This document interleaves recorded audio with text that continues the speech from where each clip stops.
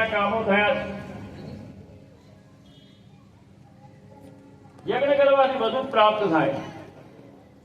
વર્ષમાં એક નાનો યજ્ઞ આપણા ઘરમાં થવો જોઈએ. વર્ષમાં એક વાર બ્રાહ્મણના પગલા આપણા ઘરમાં પડવા જોઈએ. વર્ષમાં એક વાર બ્રાહ્મણના મુખથી ઘરમાં મંત્રોચ્ચાર થવા જોઈએ. એ મંત્રોચ્ચાર થાય એટલે નેગેટિવ એનર્જી બધી બહાર જતી રહે, પોઝિટિવ એનર્જી પ્રાપ્ત થાય, નકારાત્મક ઉર્જા દૂર થાય, સકારાત્મક ઉર્જા પ્રાપ્ત થાય, અગ્નિનારાયણ પ્રગટ થાય, એમના દર્શન કરીએ, એમના આશીર્વાદ પ્રાપ્ત થાય. બધે ગણેશ માતૃકા બધાનું સ્થાપન કરીએ તો એ બધા દેવતાઓના આશીર્વાદ પ્રાપ્ત થાય. તો વર્ષમાં એક વાર યજ્ઞ આપણા ઘરમાં થવો જોઈએ. સ્વાહાનું ઉચ્ચારણ વર્ષમાં એક વાર થવું જોઈએ. નાનો લક્ષ્મી હોમ પણ ઘરમાં થવો જોઈએ. બને ત્યાં સુધી આગ્રહ રાખવાનો એ લોખંડના કુંડમાં હવન નહીં કરવો. માટીની ઈંટો લાવી એમાં જ હવન કરવો. એવો છાણથી, ગાયના છાણથી લીપી એમાં જ યજ્ઞ કરાવવો. હું પોતે બ્રાહ્મણ છું, કર્મકાંડ કરું છું, સાથે આ કથા વાર્તા કરું છું. પણ છેલ્લા જ્યારથી જ્ઞાન પ્રાપ્ત થયું 15-20 વર્ષ વીતી ગયા હશે. મને યાદ નથી કે મેં લોખંડના કુંડમાં હવન કરાવ્યો હોય યજમાન પાસે. બ્રાહ્મણ જો સારું કર્મ કરે તો બ્રાહ્મણ પણ સુખી થાય, એને પણ પ્રગતિ થાય અને યજમાનની પણ પ્રગતિ થાય. નાનો યજ્ઞ કરો તો નાની વેદી માટીની ઈંટોની બનાવવી, ગાયના છાણથી લેપન કરવું.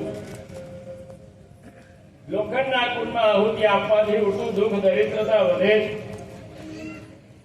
હા, શનિદેવ એટલા પ્રસન્ન થઈ જાય લોખંડના કુંડમાં આહુતિ કરવાથી. શનિદેવની ધાતુ લોખંડ છે, પરંતુ બીજા બધા દેવો પ્રસન્ન થતા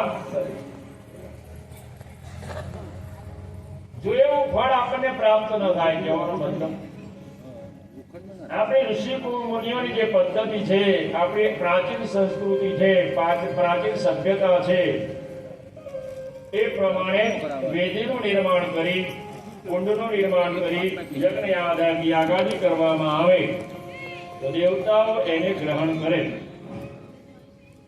અને એ કુંડને ગાયના છાણથી લીપવામાં આવે, પંચગવ્ય છાંટવામાં આવે. યજમાન અને બ્રાહ્મણે પંચગવ્યનું પાન કરવાનું.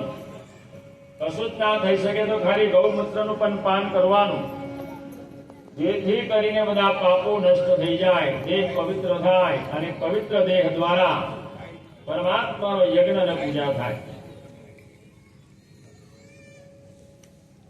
હું કરું છું એટલે જ ઉપદેશ આપું છું. જો હું ના કરતો હોત તો તમને ઉપદેશ ના આપત. આચરણમાં હોય તો જ ઉપદેશ અપાય, આચરણ વગરનો ઉપદેશ નકામો.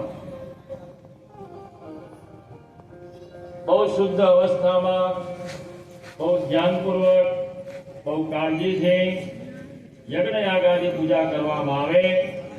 દેવતાઓ તુષ્ટ થઈ જાય, પુષ્ટ થઈ જાય અને આપણને સુખ સંપત્તિ ઈશ્વરની પ્રાપ્તિ કરાવે.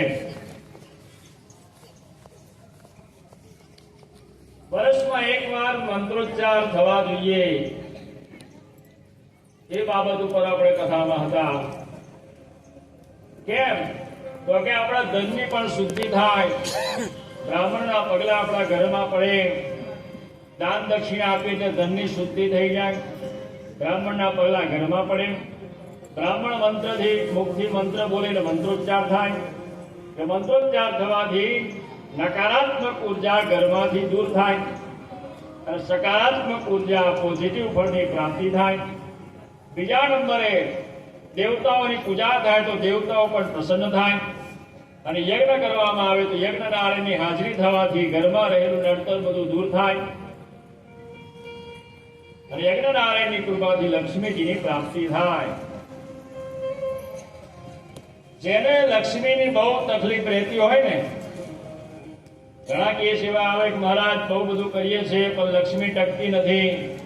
આવે છે બહુ મહારાજ જુઓ અમારી કુંડલી, પરંતુ લક્ષ્મી ટકતી નથી, શું કરવું?